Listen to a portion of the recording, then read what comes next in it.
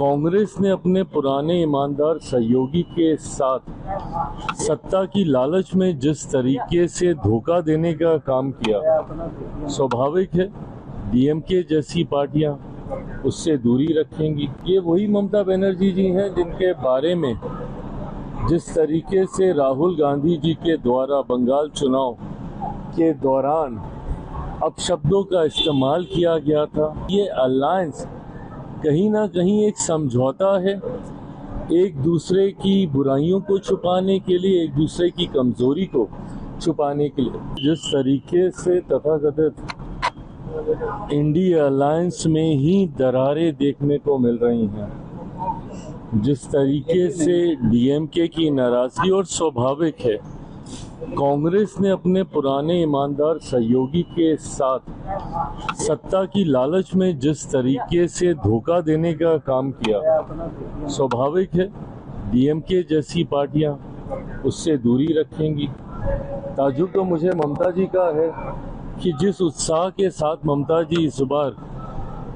India alliance की बैठक में हिस्सा लेने के लिए एक दिन पहले ही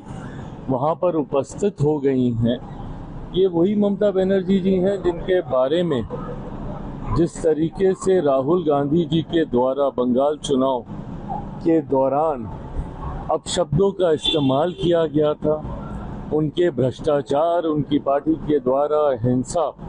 को बढ़ावा देने का आरोप तक लगाया गया था, उसके बावजूद आज वो जिस तरीके से पहुंची हैं, ये दर्शाता है कि ये अलायंस कहीं ना कहीं एक समझौता है, एक दूसरे की बुराइयों को छुपाने के लिए, एक दूसरे की कमजोरी को छुपाने के लिए, और इसीलिए कभी भी ये अलायंस सफल नहीं हो पाया।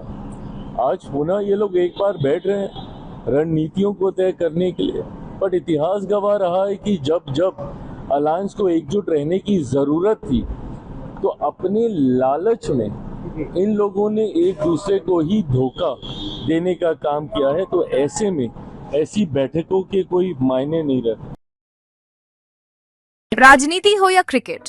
देश विदेश की ब्रेकिंग हो या आपके मोहल्ले की बड़ी खबर, सब मिलेगा एक ही ऐप में, सबसे तेज और भरोसेमंद। अभी डाउनलोड करें दैनिक भास्कर डिजिटल।